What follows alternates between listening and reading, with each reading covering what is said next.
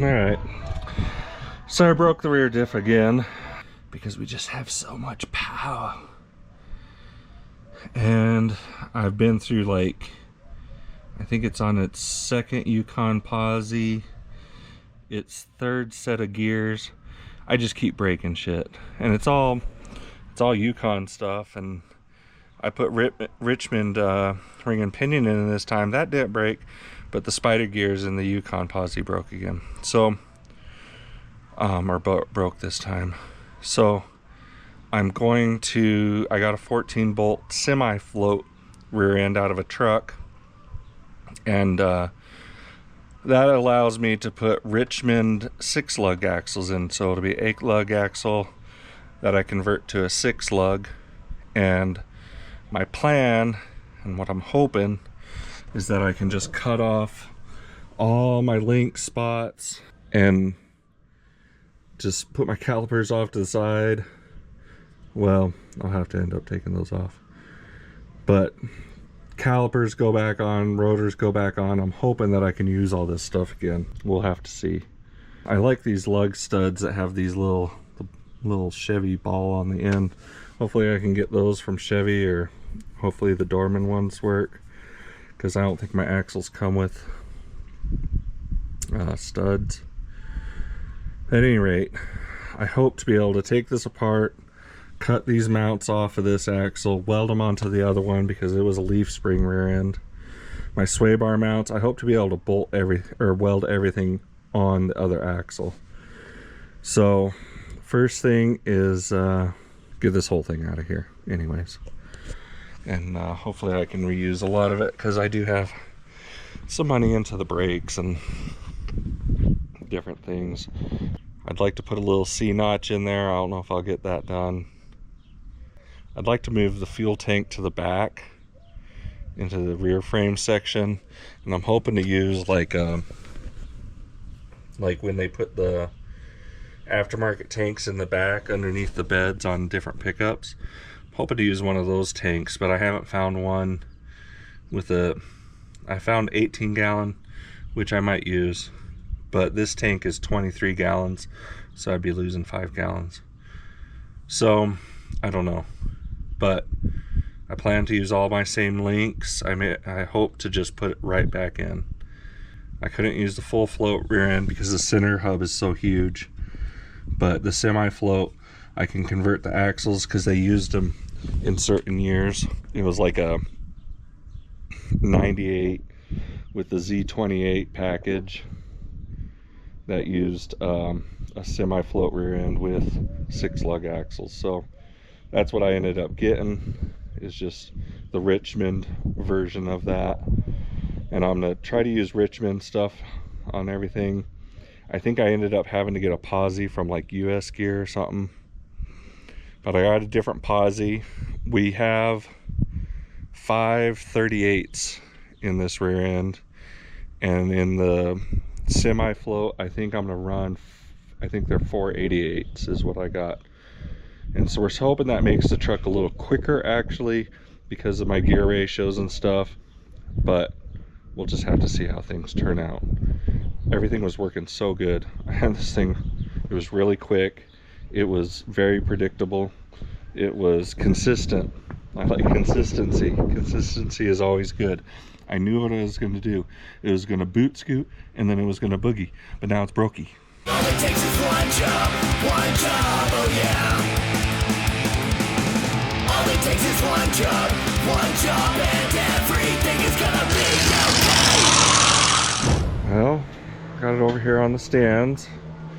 I think before I start cutting on it, I think I'm gonna pull out my thousands of dollars in parts. Besides the broken spider gear, it's probably all good and sellable. And then I'll come back in here, and I'm probably gonna use a torch on the welds here and get all my pieces off here. I like to use the torch, it actually works really good. And then we'll get all the pieces off of this one.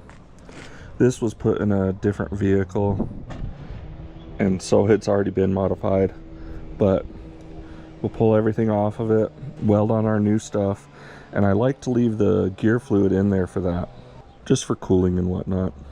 Then we'll take it all apart, get our other parts on there, new diff and axles and all that other stuff in there before we put it back in the Suburban.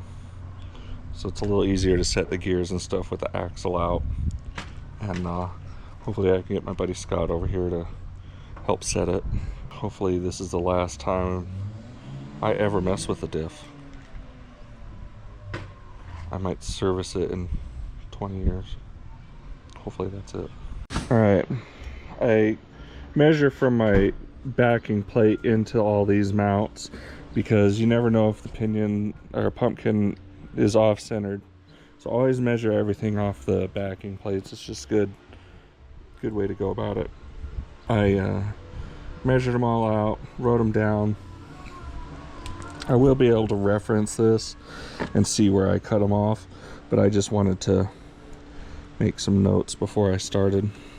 So now that I'm ready to cut, I really want to, you know, if I have any air, I want to have it on the axle tube side. So if I gouge out the axle tube side, that's fine. You know, I just don't want to hurt the bracket as much. The only thing I don't know if I want to put back on is this bump stop. That's not really helping me out. But I do need to tie in this bracket, which is our shock and lower trailing arm bracket. I would need to make sure that that's tied in well. But this is welded right in here, so there's two welds in here. And those ones for sure will be, you know, kind of hard to get in and not hurt them, not hurt the plate. Might be able to leave it on, but I don't think so. I don't think I'll be able to get it off the axle because the way it wraps around so far. So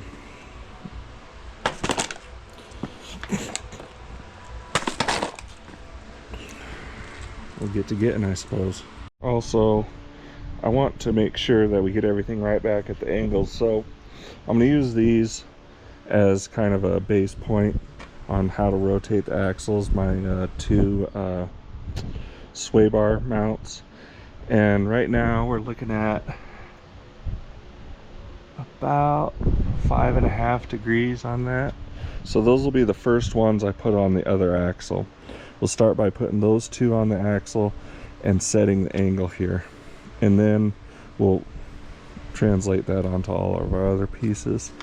You know, this guy, he's at about -1, -1, +3. So we'll write these all down as well before we start cutting anything. So we'll set the angle of the axle and then put these all back, and I'll just keep my stands in the same spots and just call it close enough. Snap, crackle, pops. Man, I am glad we're doing this in the cool weather. This thing had a few explosions. I don't know, you know, the gas from the gear oil would just explode every so often. First one was pretty good, but you can see I just ripped up the axle tube. I'm more worried about getting these off clean. This is never getting used. It was never getting used anyways, because who knows why I kept breaking gears, unless if it was just too much power. But those are brand new Richmond gears that I got pinions cracked in. It's a brand new posi. I don't know. Anyways, we're done with this one. We'll keep it to the side for a minute while we're setting up our other one in case we need to get any measurements off of it. Because you can see, you know, that's right where that was. You can see the line, you know. So if we need to take a measurement off of it, the lines are still there and blah, blah, blah. Alright, so let's get the other axle up here. We're not going to disassemble it because I want to keep it full of fluid, and we're not going to be punching holes through it, so it won't have any reason to explode. That fluid in there will help keep the tubes cool so they don't warp. I'm sure these ones are warped and trashed. Anyways, Let's get the other axle up here. All it takes is one job, oh yeah. All it takes is one job, and everything is gonna be